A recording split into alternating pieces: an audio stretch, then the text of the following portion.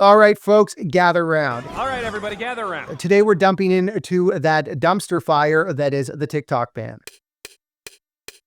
You know, the app that's either a harmless dance platform or a Chinese Communist Party surveillance tool. That depends, of course, on who you ask, whether you're talking to a 14-year-old girl or a paranoid senator. Spoiler alert, both are equally dramatic. So here's the deal.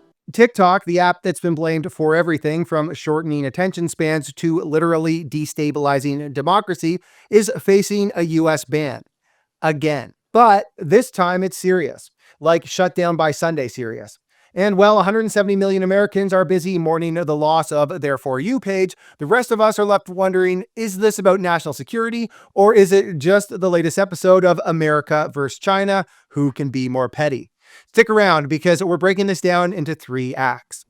The rise of TikTok and how China won the internet, the buyout bonanza featuring prominent scumbags like Kevin O'Leary and Elon Musk, and the Great Migration, why mouth breathers are moving over to RedNote. Let's dive in. First, let's talk about how we got here. TikTok isn't just an app, it's a cultural phenomenon. It's where trends are born, careers are made, and where I learned that putting feta cheese in pasta is apparently a thing. But here's the kicker. TikTok is owned by ByteDance, a Chinese company. And that, my friends, is where the trouble begins. China has been playing the long game. While Google, YouTube, Facebook, and Twitter have been banned in China for over a decade, TikTok has been quietly conquering the West. I believe Mao famously said, "You can keep your Big Macs, but we'll take your attention spans." I'm paraphrasing. Wait, what? But here's the funny thing a lot of people don't realize.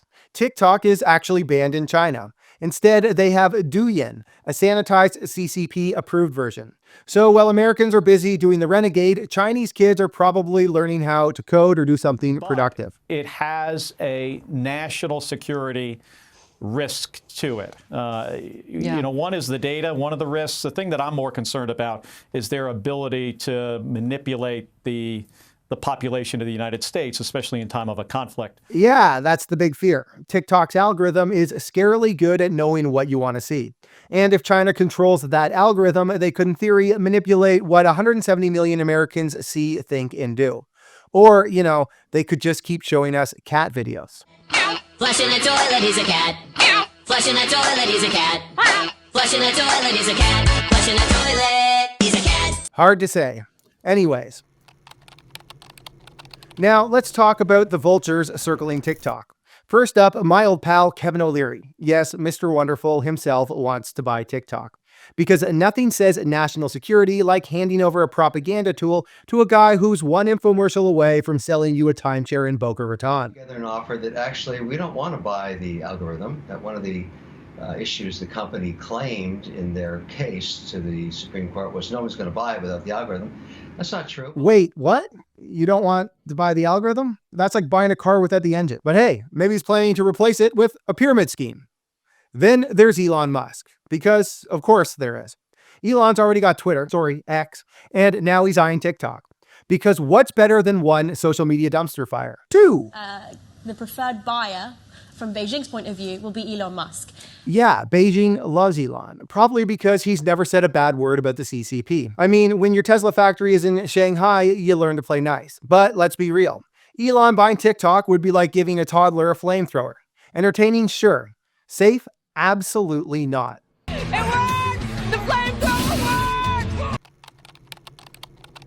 Okay, so with TikTok on the chopping block, users are scrambling for alternatives. It's all in Chinese. Oh no. Okay, so this is RedNote, and I've been so curious about this app because I'm not kidding you, Nick. I was on TikTok yesterday.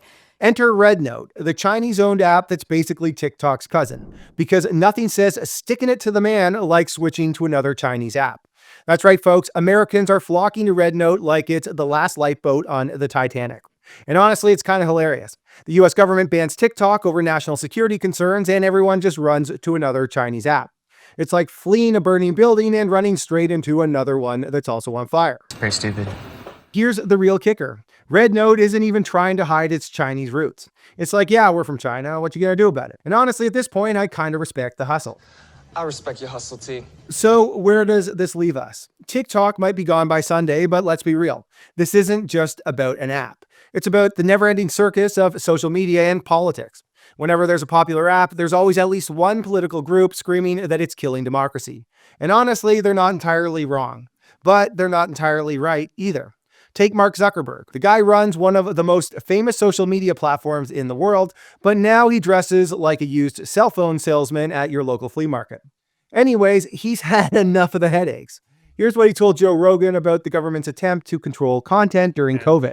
They pushed us super hard to take down things that were honestly were true, right? I mean, they basically pushed us and said, you know, anything that says that vaccines might have side effects, you basically need to take down.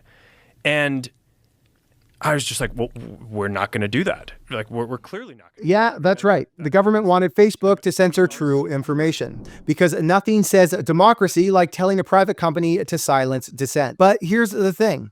China isn't exactly the hero of the story either. They've gone from economic obscurity to global superpower by being the world's best cheap labor force. And how do you pull that off? By maintaining an iron grip on your people. But even that looks like it's on borrowed time. Still, popular apps aren't going away. Governments using media to control narratives is a tale as old as time. The Romans did it with graffiti, the British did it with newspapers, and now we're doing it with algorithms. The only question is, how does Elon Musk ultimately get his hands on the pot? I have an idea. Everyone, I'm Elon Musk. I love you. I love you. Yeah, that's right. Maybe Elon's got a doppelganger in China who's already running TikTok. Wouldn't that be something? In the end, this isn't just about TikTok or China or even Elon Musk. It's about who controls the narrative. And as long as there's an internet, there'll be somebody trying to control it. So stay tuned, keep your VPNs ready, and remember, no matter what happens, the internet will always find a way to disappoint us. All right, everybody, thanks for watching. Don't forget to like, comment, and subscribe. And if you're on RedNote, hit me up. I'll be the one posting conspiracy theories about Elon's Chinese twin.